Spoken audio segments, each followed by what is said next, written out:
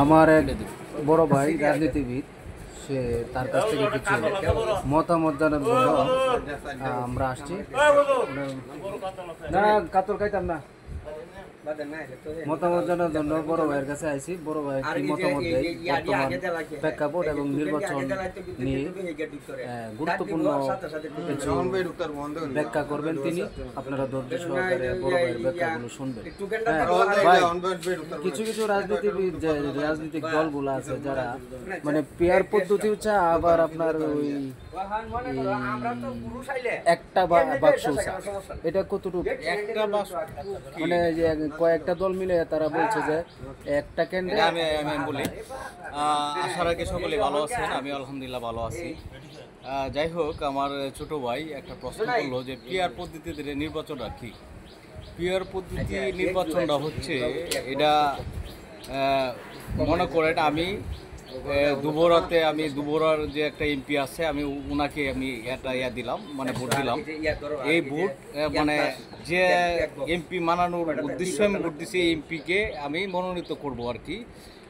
এটা করতে পারবো না। পেয়ার পদ্ধতি হলো, মনে করেন যে সারা বাংলাদেশের সকল ভোট একসাথে গণনা করা হইব, পার্সেন্টেজ অনুযায়ী তারা এমপি মনোনয়ন চাইতেছে আর কি। এটা হলো পেয়ার পদ্ধতিতে নির্বাচন। কিন্তু আসলে পেয়ার পদ্ধতি নির্বাচনটা ওরাই চাইতেছে যাদের কোনো সিট পাওয়ার কোনো আশঙ্কা নাই, যারা সিট পাইতো না আর কি।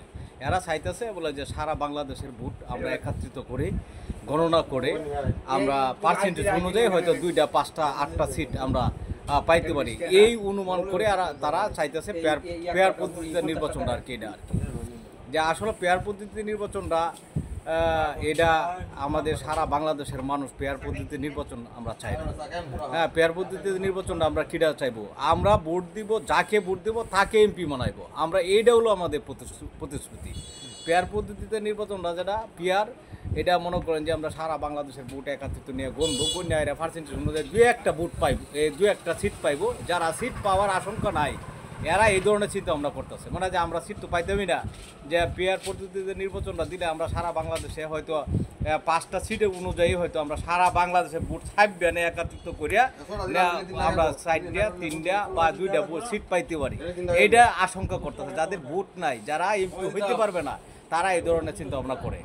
আর যারা শক্তিশালী দল, একটা বাক্স দেওয়ার কথা যে আগে বলবো, এইটাই একটা বাক্সটাই এইটাই হলো, মানে সারা বাংলাদেশে মানে সকল ভোট নেয়া গণনা করিয়া একত্রিত করিয়া পার্সেন্টেজ অনুযায়ী 2টা 3টা সিট পাইব। এইটার এই যে একটা বক্সের যে নির্বাচনটা, এটা মনে করুন যে আপনার সারা বাংলাদেশে বা 2টা সিট পাইলো জামাতে, বা 3টা সিট পাইলো এনসিবি বা এরকম ধরনের আর কি। এরা তো কোনো জনমত তো তেমন একটা ভালো না, এনসিবির জনমত ভালো না, জামাতের জনমত ভালো না।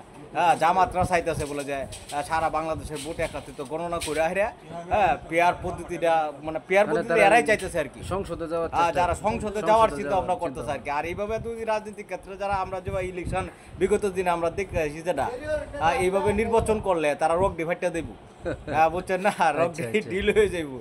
যার ফলে তারা পেয়ার পদ্ধতিতে নির্বাচনটা চাইতেছে আর কি। যেমন এনসিবি নতুন দল করছে, এরা নিবন্ধনে এখন হয়েছে না, এরা ওই যে পথযাত্রা করতেছে, এরা বুঝাইতেছে সারা বাংলাদেশটা আমরা এরকম বুঝাইতে। কিন্তু আসলে ইলেকশনটা করলে যদি ভোটের মাধ্যমে যদি ইলেকশনটা করে, জনগণের ভোট যাতে দিতে মার্কা অনুযায়ী, মানে মার্কা দিল, যার যে দলের যে কোনো মার্কা দিল, মার্কা অনুযায়ী ভোট যদি দেয়, তারা নির্বাচনে কোনোদিন জয়ী হইতে পারবে না আর কি। এরা জয়ী না হইতে পারবে না বিদায় এরা পেয়ার পদ্ধতিতে নির্বাচনটা চাইতেছে আর কি, বুঝছে? সুন্দর ভাই, আপনাকে উল্টাপাল্টা কইলাম আর কি, কোনো সমস্যা নেই, আপনারা বুঝে নিন যে।